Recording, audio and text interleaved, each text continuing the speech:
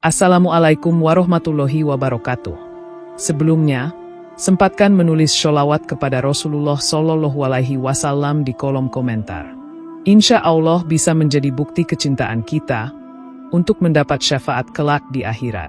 Semoga kita tetap dalam keadaan sehat walafiat dan selalu diberikan rezeki yang berlimpah oleh Allah Subhanahu wa Ta'ala. Amin ya Rabbal Alamin. Saudara-saudaraku yang dirahmati Allah, sholat merupakan ibadah utama dalam Islam yang memiliki kedudukan sangat agung. Ia menjadi tiang agama, pembeda antara orang yang beriman dan yang tidak, serta sarana komunikasi langsung antara seorang hamba dengan Robnya. Karena itulah, pelaksanaan sholat harus memenuhi syarat dan rukun yang telah ditetapkan, serta menghindari hal-hal yang dapat membatalkan atau mengurangi kesempurnaannya.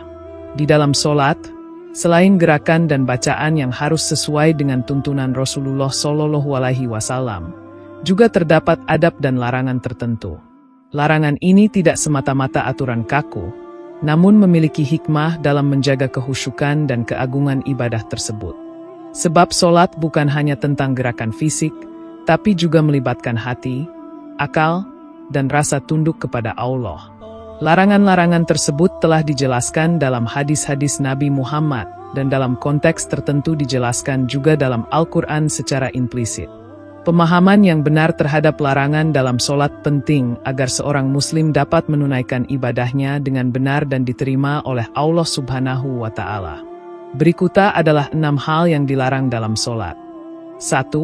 Jangan mengangkat pandangan ke langit.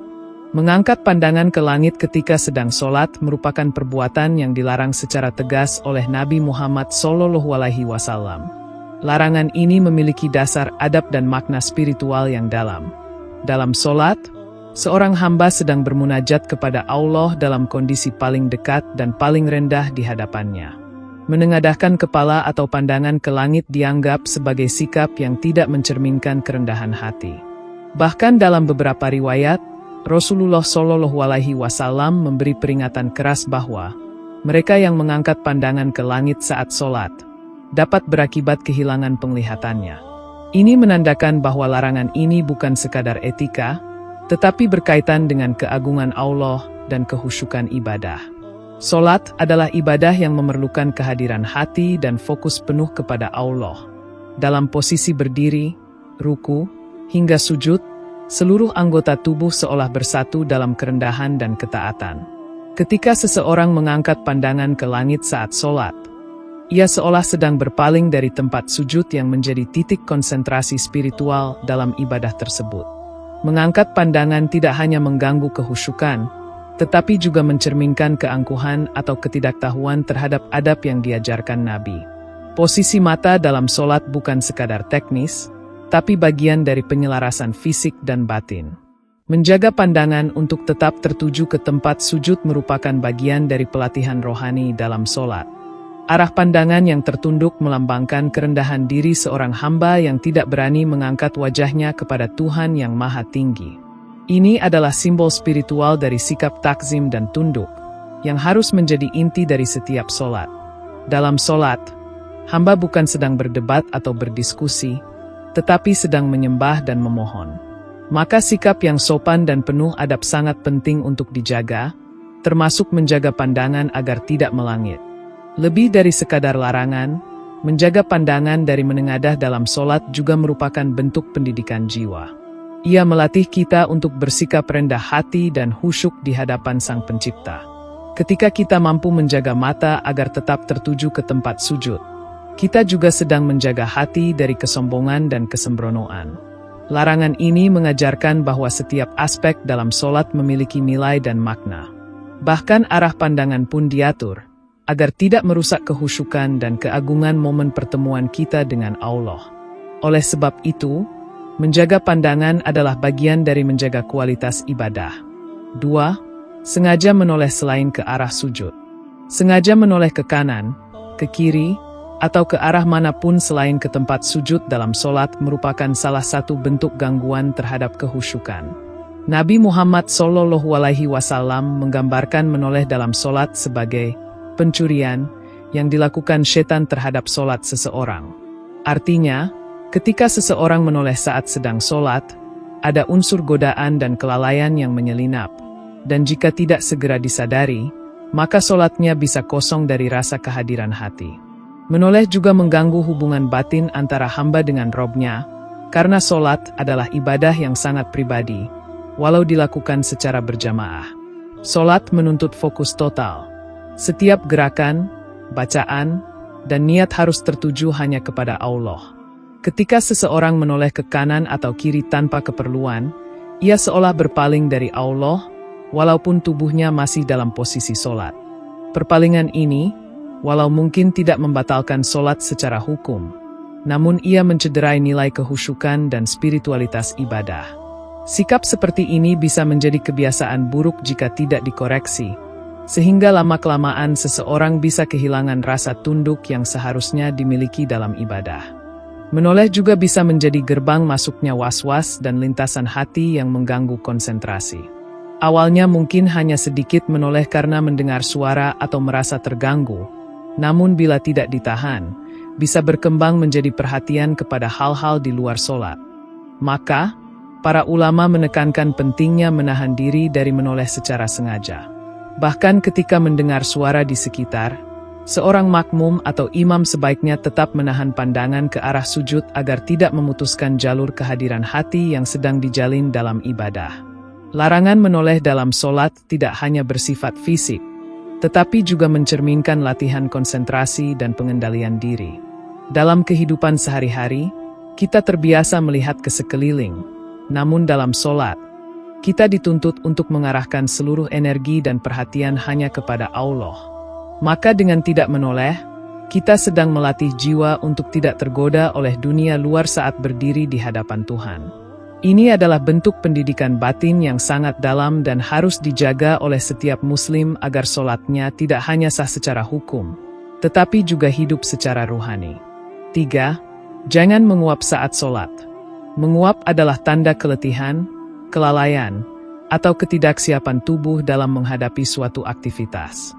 Dalam konteks sholat, menguap menunjukkan bahwa jiwa dan raga belum sepenuhnya siap untuk bermunajat kepada Allah.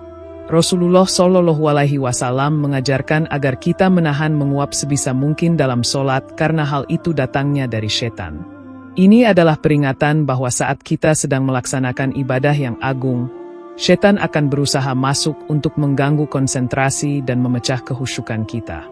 Maka, menguap bukan sekadar tindakan alami, tetapi bisa menjadi titik lemah yang harus diwaspadai. Menguap dalam sholat seringkali membuat seseorang kehilangan fokus, bahkan kadang tergelincir dalam kesalahan bacaan atau gerakan. Saat menguap, tubuh melemah, pikiran buyar, dan hati menjadi jauh dari kesadaran terhadap apa yang sedang dilakukan. Hal ini tidak hanya mengurangi kualitas sholat, tetapi juga menunjukkan kurangnya persiapan dan perhatian. Oleh sebab itu, Nabi menyarankan menahan menguap semampunya, dan jika tidak bisa, maka hendaknya ditutup mulut dengan tangan agar tidak terbuka lebar dan tidak mengganggu orang lain, terutama dalam sholat berjamaah. Secara spiritual, menguap juga bisa menjadi cerminan dari kondisi hati yang sedang malas atau lalai. Orang yang sholat dengan penuh kesadaran dan kehadiran hati akan memiliki keteguhan jiwa yang memancar ke seluruh tubuhnya, termasuk dalam cara ia mengontrol kebiasaan fisik seperti menguap. Tentu tubuh memiliki keterbatasan, namun melatih diri untuk hadir sepenuhnya dalam sholat akan membentuk kebiasaan yang positif.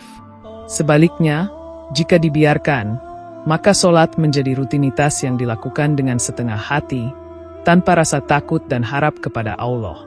Larangan menguap dalam sholat tidak bermaksud menekan fitrah manusia, tetapi mengajarkan kita pentingnya kesiapan dalam ibadah. Sebelum sholat, hendaknya seseorang mempersiapkan tubuh dan pikirannya. Jika merasa sangat lelah atau mengantuk, sebaiknya beristirahat terlebih dahulu agar dapat melaksanakan sholat dengan sebaik-baiknya. Ini adalah wujud penghormatan terhadap ibadah yang begitu agung. Sholat yang dilakukan dengan kondisi prima, baik fisik maupun batin, akan membentuk pribadi yang kuat, tangguh, dan memiliki hubungan yang mendalam dengan Allah. 4. Jangan membentangkan tangan saat sujud. Dalam sholat, Sujud merupakan puncak dari ketundukan seorang hamba kepada Robnya. Dalam posisi ini, Nabi Muhammad mengajarkan agar umat Islam tidak membentangkan tangan seperti anjing, yakni meletakkan lengan di lantai atau merentangkannya lebar-lebar. Tindakan seperti ini dilarang karena menyalahi adab dalam ibadah dan menyerupai hewan dalam berperilaku. Rasulullah Shallallahu Alaihi Wasallam memerintahkan agar seseorang mengangkat lengannya dari lantai dan merapatkannya ke tubuh, tidak menempelkan siku atau lengan bagian bawah ke tanah. Ini menunjukkan bahwa bahkan dalam posisi sujud yang sangat rendah, tetap ada aturan kehormatan dan ketertiban yang harus dijaga. Sujud yang dilakukan dengan cara merendahkan tubuh sambil menjaga postur yang benar mencerminkan keseimbangan antara kerendahan hati dan disiplin. Dalam Islam, semua gerakan ibadah mengandung makna yang mendalam dan tidak dilakukan sembarangan. Tangan yang dirapatkan saat sujud menciptakan posisi tubuh yang stabil dan sekaligus menunjukkan kehusyukan. Sebaliknya, membentangkan tangan mencerminkan kelalaian, ketidaksungguhan, atau bahkan kemalasan dalam melaksanakan ibadah. Oleh karena itu, larangan ini sangat penting untuk menjaga etika dalam gerakan sholat. Membentangkan tangan saat sujud juga dapat mengganggu kenyamanan orang lain, terutama dalam sholat berjamaah. Jika setiap orang membentangkan tangannya secara lebar, maka ruang gerak akan menjadi sempit dan merusak kerapian shaf. Dalam sholat berjamaah, keteraturan dan keserasian dalam barisan menjadi salah satu kunci diterimanya ibadah tersebut. Maka, larangan membentangkan tangan saat sujud tidak hanya berfungsi secara pribadi, tetapi juga menjaga keharmonisan sosial dalam beribadah bersama. Ini adalah bentuk pendidikan akhlak yang sangat halus dalam ajaran Islam. Lebih jauh, sikap fisik yang benar dalam sholat mencerminkan kualitas batin seseorang. Ketika seseorang menjaga postur tubuhnya saat sujud dengan penuh perhatian, itu menandakan bahwa ia tidak hanya mengikuti gerakan, tetapi juga memahami makna di baliknya. Islam mengajarkan bahwa ibadah tidak hanya dinilai dari bentuk lahiriahnya, tetapi dari keikhlasan dan keseriusan hati yang melaksanakannya. Maka, larangan membentangkan tangan saat sujud adalah bagian dari pelatihan ruhani agar kita selalu menjaga adab, kesungguhan, dan rasa hormat dalam setiap detik sholat. 5. Jangan meludah ke arah kiblat atau ke kanan. Meludah ke arah kiblat atau ke kanan ketika sedang sholat termasuk dalam larangan keras yang disampaikan oleh Nabi Muhammad SAW. Kiblat adalah arah yang dimuliakan, menjadi simbol persatuan umat Islam dalam ibadah, dan menjadi pusat perhatian seorang muslim dalam setiap sholat. Meludah ke arah ini, meskipun hanya sekadar tindakan fisik kecil, dianggap sebagai bentuk tidak hormat dan mencemari arah yang suci. Larangan ini bukan hanya soal kebersihan, tetapi juga menjaga kesucian dan kehormatan tempat serta arah yang diagungkan dalam ibadah. Nabi Muhammad SAW mengajarkan, jika seseorang perlu meludah saat sholat, hendaknya ia meludah ke arah kiri, atau menutupi dengan pakaiannya, atau menggunakan tisu dan sejenisnya. Ini mencerminkan ajaran Islam yang sangat menjunjung tinggi kebersihan, kesopanan, dan penghormatan terhadap ibadah. Bahkan dalam kondisi terdesak, Islam tetap memberikan petunjuk etis agar tindakan meludah tidak sembarangan. Dalam konteks sholat berjamaah, tindakan meludah sembarangan juga dapat mengganggu orang lain dan menciptakan ketidaksenangan di lingkungan ibadah. Meludah ke kanan juga dilarang karena pada sisi kanan terdapat malaikat yang mencatat amal baik seseorang. Maka, menunjukkan adab kepada makhluk Allah, termasuk malaikat, juga merupakan bagian dari etika dalam Islam. Sholat adalah momen ketika seseorang berada dalam pengawasan penuh Allah dan juga disaksikan oleh para malaikat. Maka tindakan yang tidak sopan seperti meludah ke kanan mencerminkan kelalaian terhadap kehadiran spiritual yang ada dalam sholat. Setiap tindakan dalam sholat memiliki konsekuensi ruhani yang tidak bisa dianggap sepele. Larangan ini mengajarkan bahwa bahkan tindakan yang tampak remeh pun diatur dalam Islam demi menjaga nilai-nilai ibadah. Dalam sholat, setiap gerakan, pandangan, bahkan reaksi tubuh, harus dilandasi oleh kesadaran dan tanggung jawab sebagai seorang hamba. Tidak ada ruang bagi kekasaran, ketidaksopanan, atau kebiasaan yang meremehkan. Solat adalah bentuk tertinggi dari komunikasi spiritual antara manusia dan Allah, dan oleh karena itu harus dijaga dengan penuh hormat dan kebersihan. Melalui larangan ini, Islam menanamkan rasa takzim dan kepedulian terhadap kesucian ibadah dan lingkungan sekitar. 6. Jangan mendahului imam saat solat berjamaah. Mendahului gerakan imam dalam solat berjamaah merupakan salah satu bentuk pelanggaran terhadap tata tertib yang telah ditetapkan Rasulullah SAW. Dalam solat berjamaah, imam adalah pemimpin yang ditunjuk untuk diikuti oleh makmum. Ketika makmum bergerak lebih cepat dari imam, baik dalam rukuk, sujud, atau bangkit dari sujud, itu menunjukkan kurangnya adab dan ketertiban dalam ibadah. Rasulullah SAW memberikan peringatan keras terhadap orang yang terbiasa mendahului imam. Bahkan menyatakan bahwa dikhawatirkan wajahnya akan diubah menjadi wajah keledai sebagai bentuk kehinaan atas perbuatannya. Solat berjamaah bukan sekadar kumpulan orang yang melakukan gerakan yang sama. Ia adalah simbol dari persatuan, ketertiban, dan ketaatan dalam struktur ibadah. Setiap orang memiliki posisinya, imam sebagai pemimpin, dan makmum sebagai pengikut. Mendahului imam berarti merusak harmoni tersebut, dan bahkan secara spiritual menunjukkan sikap tergesa-gesa di hadapan Allah. Ketergesaan ini bukanlah bentuk semangat, melainkan bentuk ketidaksabaran dan ketidaksopanan terhadap pemimpin dalam ibadah yang telah Allah tetapkan sebagai sunnah Rasulullah SAW. Ketika makmum terlalu cepat dalam mengikuti imam, itu juga dapat membingungkan orang-orang di sekitarnya.